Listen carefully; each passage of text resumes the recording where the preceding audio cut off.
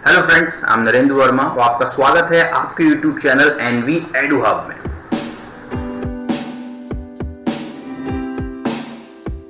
जो समय के साथ डेवलप हुए हैं नई नई टेक्निक के साथ, उनको नाम दिया गया है मॉडर्न मेथड्स। राइट, जैसा कि आप जानते हैं हम क्रक सीरीज में क्या करते हैं, की पॉइंट्स को डिस्कस करते हैं जो एग्जामिनेशन पॉइंट ऑफ व्यू से बहुत ज्यादा इंपॉर्टेंट होते हैं। राइट, सो बिना समय गवाए स्टार्ट करते हैं। तो मॉडर्न मेथड्स में सबसे पहले हम डिस्कस करने वाले हैं असेसमेंट सेंटर मेथड। ये एक्चुअली बिल्कुल वेस्टिबल ट्रेनिंग आपने पढ़ा होगा उसी की तरह है। यहां पे क्या होता है, असेसमेंट सेंटर होते हैं, ठीक है, स्पेशल सेंटर्स बने होते हैं अप्रेजल के लिए। ये जर्मनी में स्टार्ट हुआ था, ठीक है, किसके लिए? उनके जो आर्मी ऑफिसर्स थे उनको अप्रेज करने के लिए। तो यहां पे क्या होता है, एक असेसमेंट सेंटर बना दिया गया। यहां पे कई तरह की एक्सरसाइजेस करवाई जाती हैं जिसमें एम्प्लॉय के बिहेवियर को, उसकी परफॉर्मेंस को जज किया जाता है और उसके हिसाब से फिर उसका अप्रेजल होता है, उसकी रेटिंग होती है। कैसे, देखिए पढ़ते हैं जरा।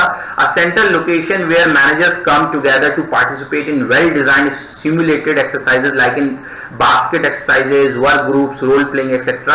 assessed by manager, supplemented by psychologist and the HR specialist for 2-3 days. ठीक है, तो यहाँ पे क्या होते हैं, जो कुछ लोग होते हैं, अथॉरिटीज होते हैं, वो कंडक्ट कराते हैं टेस्ट को, ठीक है, मैनेजर उसमें असेस करते हैं और जो साइकोलॉजिस्ट होते हैं वो भी उसमें रहते हैं। ठीक है, 2-3 दिन तक ये काम पूरा चलता है। एचआर स्पेशलिस्ट भी रहते हैं। अब इसके 3 स्टेप हैं, 3 स्टेजेस हैं। पहले क्या है, प्री असेसमेंट, यानी कि आपको असेसमेंट से पहले ये सारी तैयारियां करनी होती हैं। फिर ड्यूरिंग असेसमेंट आपको इन सारी बातों को ध्यान रखना होगा, ये सारी चीजें कंडक्ट करनी पड़ेंगी। और पोस्ट असेसमेंट क्या करना होगा, आपको ये स्टेप लेने होंगे, तब जाके आपका ये असेसमेंट सेंटर वाला मेथड है जो कंप्लीट होता है। तो एग्जामिनेशन पॉइंट ऑफ व्यू से एक तो ये इंपॉर्टेंट है कि कहां पे स्टार्ट हुआ, तो जर्मनी में स्टार्ट हुआ। इसमें किस तरह की एक्सरसाइजेस होती हैं वो यहाँ पे सबके नाम लिखे हुए, in basket exercise, complementary based interview, case study. ऐसा आ सकता है कि भाई केस स्टडी जो है किस मेथड में अडॉप्ट किया जाता है, तो असेसमेंट सेंटर में अडॉप्ट किया जाता है। रोल प्ले हुआ, ग्रुप डिस्कशन हुआ, प्रोजेक्टिव टेक्निक्स हुई, और ये पूछा जा सकता है इसके क्या क्या स्टेप हैं। तो pre assessment, during assessment and post assessment, और इसमें क्या क्या शामिल होता है ये पढ़ लीजिएगा, that's important from examination point of view. चलिए आगे बढ़ते हैं अगले मेथड की ओर, that is human asset accounting method. That's very much important method in present scenario. इसका एक और नाम है cost accounting method. Right, this is ascertained by establishing a relationship between the cost involved in retaining the employees and benefits an organization derives from him. यानी कि एक employ को organisation में लाने और उसे ऑर्गेनाइजेशन में रखने और प्रमोट करने की जो भी आपकी कॉस्ट आई, ठीक है, और आपने उस एम्प्लॉय से, आपने मतलब आपकी ऑर्गेनाइजेशन ने अभी तक कितने बेनिफिट्स डिराइव कर लिए या फ्यूचर में कितने बेनिफिट्स आप इससे डिराइव कर पाएंगे, उसका रिलेशनशिप तय किया जाता है और उसके हिसाब से उस एम्प्लॉय की रेटिंग होती है, उसका अप्रेजल होता है। ये बहुत ही अच्छा मेथड है। क्यों अच्छा मेथड है? क्योंकि बिजनेस में सारी चीज कॉस्ट के इर्द गिर्द घूमती है। अब आप किसी एम्प्लॉय पे कॉस्ट बहुत ज्यादा खर्च कर चुके हैं और उससे उतना बेनिफिट आप डिराइव नहीं कर पा रहे हैं, तो उस व्यक्ति को आगे ले जाने का कोई फायदा नहीं। राइट, आप उसी व्यक्ति को आगे ले जाइए जिसपे कॉस्ट आपका जितना खर्चा हुआ उससे ज्यादा आपने उससे बेनिफिट्स ड्राइव कर लिया। राइट, अब तरह तरह की कॉस्ट होती है। क्या क्या कॉस्ट होती है? एक्विजिशन कॉस्ट, आपने रिक्रूटमेंट में पैसा खर्च किया। अब आप कहेंगे सर रिक्रूटमेंट एक व्यक्ति के लिए थोड़ी होती है, कई लोगों के लिए होती है। तो आप पर पर्सन से उसे डिवाइड कर सकते हैं। सिलेक्शन की कॉस्ट आई, प्लेसमेंट की कॉस्ट आई, कैंपस इंटरव्यू की कॉस्ट आई, ट्रेनिंग डेवलपमेंट कॉस्ट हो सकती है, आपने फॉर्मल ट्रेनिंग दी, ऑन द जॉब ट्रेनिंग दी, स्पेशल ट्रेनिंग दी, डेवलपमेंट प्रोग्राम्स और any other training cost. Right, welfare cost, आप उनको मेडिकल एक्सपेंडिचर दे रहे हैं, कैंटीन एक्सपेंडिचर दे रहे हैं, स्पेशल एंड जनरल अलाउंसेस दे रहे हैं, चिल्ड्रन वेलफेयर एक्सपेंसेस दे रहे हैं, अदर वेलफेयर एक्सपेंडिचर भी हो सकते हैं, और भी कई तरह की कॉस्ट हो सकती है like safety expenditure, ex gratia, multi trade incentives, reward suggestions etcetera. ये सारी कॉस्ट आप इनकर कर रहे हैं उनके ऊपर। राइट, अब उनसे बेनिफिट्स आप देखें कितना डिराइव कर पाए हैं। ठीक है, अगर उतना कर पाए तो उस पर्टिकुलर एम्प्लॉय को आप आगे प्रमोट कीजिए। अब ये प्रॉपर अप्रेजल हो जाता है। ठीक है ना। अब बात आती है कॉस्ट की और वैल्यू की। देखिए दो ही पॉइंट यहां पे आते हैं कि कॉस्ट क्या लगी और वैल्यू आपने कितनी उससे डिराइव की। तो यहाँ पे कॉस्ट के लिए दो अप्रोच काम करती है, एक एक्विजिशन कॉस्ट और दूसरी रिप्लेसमेंट कॉस्ट। एक्विजिशन यानी कि उसको लाने में कितनी कॉस्ट लगी, रिप्लेसमेंट कॉस्ट यानी कि अगर आप आज उसे चेंज करके दूसरा कोई एम्प्लॉय लाएंगे तो कितनी कॉस्ट खर्च होगी। राइट, और वैल्यू के लिए यहाँ पे 3 अप्रोच काम करती है। प्रेजेंट वैल्यू यानी आज कितनी वैल्यू है, या फिर value to the organisation, organisation के लिए क्या वैल्यू है, और एक और दिया हुआ है इसमें एक्सपेंस मॉडल, राइट। तो इसी से संबंधित हमारा ह्यूमन रिसोर्स अकाउंटिंग एक टॉपिक बन जाता है एचआरएम के तहत। तो इसको आप पढ़िएगा, इसके भी कई सारे मेथड्स हैं। अगर आपकी डिमांड होगी तो मैं इस पर एक वीडियो डेफिनेटली बनाऊंगा। चलिए आगे बढ़ते हैं। नेक्स्ट जो मॉडल मेथड है वो क्या है, अप्रेजल थ्रू एमबीओ। एमबीओ यानी कि मैनेजमेंट बाय ऑब्जेक्टिव्स। अब देखिए जो एमबीओ है ये कायदे में परफॉर्मेंस अप्रेजल के लिए तैयार नहीं किया गया था, ठीक है। पीटर एफ ड्रपर ने अपनी बुक में 1954 में ये मेथड दिया था, मैनेजमेंट बाय ऑब्जेक्टिव्स। ये केवल मैनेजमेंट के लिए था कि आपको चीजों को कैसे मैनेज करना है, ऑब्जेक्टिव सेट कीजिए और उनका टाइम टू टाइम रिव्यू कीजिए, जो प्रॉब्लम्स आ रही है उनको सॉर्ट आउट कीजिए, ठीक है, और फिर देखिए कि भाई आपके कितने ऑब्जेक्टिव्स अचीव हुए। लेकिन जब इसको अप्लाई करना शुरू हुआ तो बहुत ही फायदा इसमें ये होने लगा कि आप किसी पर्टिकुलर एम्प्लॉय की या डिपार्टमेंट की परफॉर्मेंस को इसके तहत अप्रेजल कर सकते हैं। अगर वो ऑब्जेक्टिव्स को निश्चित समय अंतराल में अचीव कर पाए तो बहुत अच्छी परफॉर्मेंस है, और अगर नहीं कर पाए, कुछ कमी रह गई है, तो फिर परफॉर्मेंस के लिए आपको सोचना पड़ेगा, कुछ इंप्रूवमेंट्स करने पड़ेंगे। तो ये भी एक मेथड के तौर पर इस्तेमाल होने लगा है परफॉर्मेंस अप्रेजल के लिए मॉडर्न वर्ल्ड में। देखिए क्या लिखा है, it requires the superior and subordinates to jointly set goals, जिन्हें हम ऑब्जेक्टिव्स कहते हैं, for each employee and then periodically discuss his or her progress toward these goals, right. तो ये काम इसमें करना होता है। इसमें एक प्रॉब्लम ये आती है कि सेटिंग अनमेजरेबल ऑब्जेक्टिव्स, कई बार ऐसे ऑब्जेक्टिव सेट कर दिए जाते हैं जिनको मेजर नहीं किया जा सकता, तो फिर परफॉर्मेंस अप्रेजल कैसे होगा। नेक्स्ट, टाइम कंज्यूमिंग हो जाता है ऑब्जेक्टिव को सेट करना, टग ऑफ वॉर हो जाता है, जैसे कि हमने बात की सुपीरियर और सबऑर्डिनेट को मिलकर तय करना है, तो कोई कुछ कह रहा है, कोई कुछ कह रहा है, लैक ऑफ ट्रस्ट वाली बात हो जाती है। तो ये इसके ड्रॉबैक्स हैं। ठीक, किस तरीके से काम करता है देखिए, आप देख सकते हैं यहाँ पे ऑब्जेक्टिव्स वही फर्स्ट कौन सा अचीव हुआ, कौन सा नहीं हुआ, कौन सा रह गया, ठीक है। ये इसका एक प्रोसेस है, ये स्टेप्स आप याद कर लीजिए, इसी प्रोसेस में चलता है। सबसे पहले क्या करना होता है, ऑर्गेनाइजेशन गोल्स जो है बताने होते हैं, सभी को बताने होते हैं, सारे एम्प्लॉइज को ऑर्गेनाइजेशन में। उसके बाद पर्टिकुलर एम्प्लॉय के ऑब्जेक्टिव्स डिफाइन करने होते हैं। देखिए ऑर्गेनाइजेशन के गोल को हमेशा ये वाले जो ऑब्जेक्टिव्स होंगे ये क्या करेंगे, सप्लीमेंट करेंगे, ये सेपरेट नहीं हो सकते। ऐसा नहीं हो सकता कि ऑर्गेनाइजेशन के गोल यहां जा रहे हैं और एम्प्लॉय के गोल यहां जा रहे हैं, ऐसा कभी भी नहीं हो सकता, ठीक है। तो इसीलिए पहले ऑर्गेनाइजेशन के गोल सभी को बताए जाते हैं, उसके बाद पर्टिकुलर एम्प्लॉय के ऑब्जेक्टिव्स तय किए जाते हैं, फिर उनकी परफॉर्मेंस एंड प्रोग्रेस को कंटिन्यूली क्या किया जाएगा, मॉनिटर किया जाएगा, एंड नेक्स्ट उनको फीडबैक भी दिया जाएगा ताकि उसमें कुछ इंप्रूवमेंट हो। फिर उसके बाद उनकी परफॉर्मेंस को क्या किया जाएगा, अप्रेस किया जाएगा, और लास्ट में परफॉर्मेंस इवैल्यूएशन होगा, स्टेप लिया जाएगा भाई उसको आगे प्रमोट करना है या नहीं करना है, राइट। तो it was all about the MBO, management by objectives. अब आगे बढ़ते हैं हम अगले मेथड्स की ओर। अगला मेथड है बार्स। बार्स यानी कि इसका फुल फॉर्म याद कर लीजिए, behaviourally anchored rating scale method.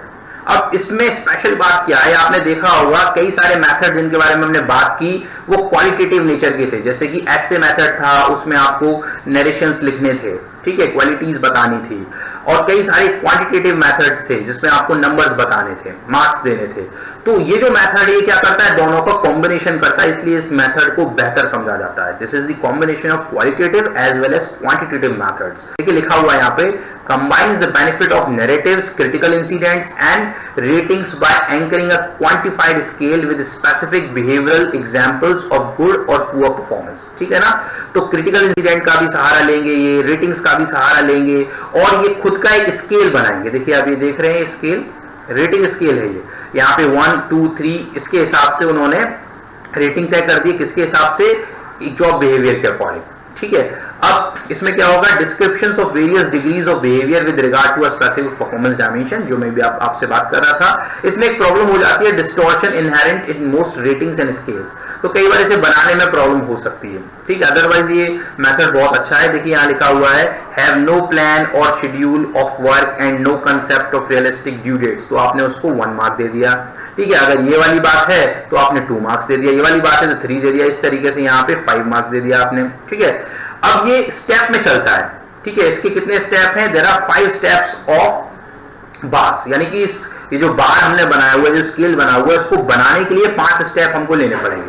पहला स्टेप क्या होगा, कलेक्ट क्रिटिकल इंसिडेंट, ठीक है। क्रिटिकल इंसिडेंट कलेक्ट कीजिए, उसके बाद क्या करना होगा आपको, आइडेंटिफाई परफॉर्मेंस डायमेंशंस। तो ये डायमेंशंस आपको तय करने होंगे कि किस डायमेंशन में आप उस व्यक्ति को जज करना है। उसके बाद करना होगा आपको रीक्लासिफिकेशन ऑफ द इंसिडेंट्स। ठीक है, अब आप इंसिडेंट्स को क्या करेंगे, रीक्लासिफाई करेंगे, दोबारा से उनकी कैटेगरीज बनाएंगे, किस किस कैटेगरी में आपको क्या रखना है, कौन सा आगे रखना है, किसको कम मार्क्स देने हैं, किसको ज्यादा देने हैं। और उसके बाद क्या होगा, assign scale values to the incidents, यानी कि यहां पे आप मार्क्स देना शुरू करेंगे, एक स्केल बना देंगे और लास्ट में क्या होगा, डेवलप अ फाइनल इंस्ट्रूमेंट, इस तरह का आपका एक इंस्ट्रूमेंट तैयार हो जाएगा। So there are 5 steps of developing bars, इसको भी आप याद रख लीजिएगा, एग्जामिनेशन में आ सकता है। ठीक है, और इस तरीके से भी पूछा जा सकता है कि कुछ मेथड्स आपको दे दिए जाएंगे और पूछा जाएगा कि कौन सा मेथड इसमें कॉम्बिनेशन है क्वालिटेटिव एंड क्वांटिटेटिव मेथड का, तो आप आंसर कर दीजिएगा बार्स। ठीक है, चलिए आगे बढ़ते हैं। नेक्स्ट मेथड है हमारा 360 डिग्री अप्रेजल, कई बार इसको 360 डिग्री फीडबैक के नाम से भी जानते हैं। ये सबसे पहले डेवलप हुआ था यूएसए में 1992 में, एक कंपनी थी जनरल इलेक्ट्रिक कंपनी, उसने अपने एम्प्लॉइज पे अप्लाई किया था। देखिए अभी तक इसको best method of performance appraisal कहा जाता है। क्यों? क्योंकि एक एम्प्लॉई के बारे में एक व्यक्ति बायस हो सकता है, 2 व्यक्ति बायस हो सकते हैं, लेकिन जितने लोगों से उसका इंटरेक्शन है वो सारे लोग बायस नहीं हो सकते। इसलिए एक एम्प्लॉय को अप्रेस किया जाता है उसके सुपरवाइजर के द्वारा, सबऑर्डिनेट्स के द्वारा, पीयर्स के द्वारा, कस्टमर्स के द्वारा, with whom he interacts in course of his job performance। Peers यानी कि आप कहीं कहीं पे इसको नाम पाएंगे इसका कलीग्स, पीयर्स मतलब साथ में काम करने वाले लोग या दोस्त हो सकते हैं। ठीक है, तो देखिए यहाँ पे डायग्राम भी बना हुआ है। टॉप लेवल मैनेजमेंट भी उसको अप्रेस करेगा, उसके बारे में अपनी राय देगा, एक फीडबैक फॉर्म तैयार होगा एक एम्प्लॉय का, टॉप लेवल मैनेजमेंट भी कुछ लिखेगा उसके बारे में, और जो उसके इमीडिएट सुपीरियर होंगे वो भी लिखेंगे, जो कस्टमर से अगर वो इंटरेक्ट कर रहा है, क्लाइंट से इंटरेक्ट कर रहा है, ठीक है, तो वो भी लोग लिखेंगे उनके बारे में। ठीक है, वो खुद भी लिखेगा अपने बारे में, और उसके जो फ्रेंड्स होंगे या उसके कलीग्स होंगे, फ्रेंड से मतलब ऑफिस में काम करने वाले लोग, बाहर के दोस्तों से नहीं, ठीक है, तो वो भी इसके बारे में लिखेंगे, और उसके जो नीचे काम करने वाले हैं उसके सबऑर्डिनेट्स, ठीक है, उसके जूनियर्स, वो भी उसके बारे में लिखेंगे। ठीक है, तो इस तरीके से एक 360 डिग्री फीडबैक तैयार होगा। इन सारे लोग जब इसके बारे में कुछ ना कुछ बताएंगे तो सही मायने में पता चल जाएगा कि इस व्यक्ति की परफॉर्मेंस कैसी है। राइट, तो ये था हमारा 360 डिग्री अप्रेजल।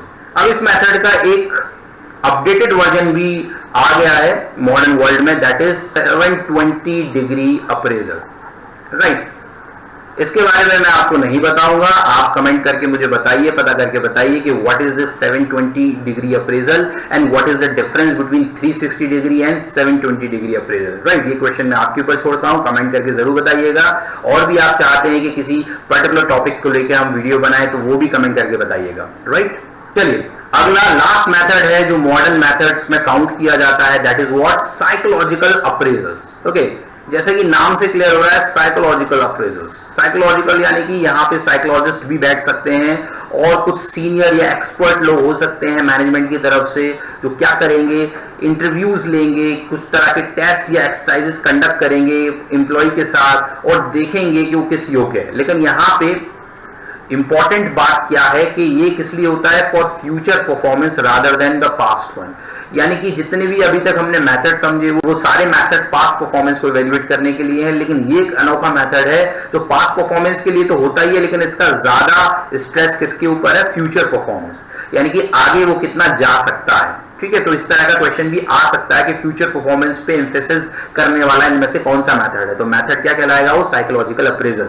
होता क्या है इसमें, देखिए लिखा हुआ है, done in form of in depth interview, psychological test and discussion with supervisors and review of other evaluations, focused on emotional, intellectual, motivational and other personal characteristics। तो इस तरीके से भी आ सकता है कि emotional, intellectual, motivational and other personal characteristics पर कौन सा मेथड बेस्ड है। Right, so that is psychological appraisal.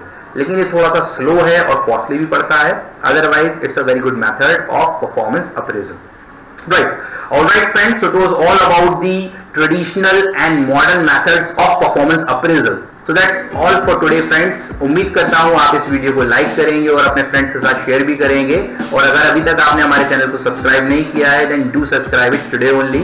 So friends, very soon I'm going to meet you in the another video with another topic। Till then, thank you, bye bye।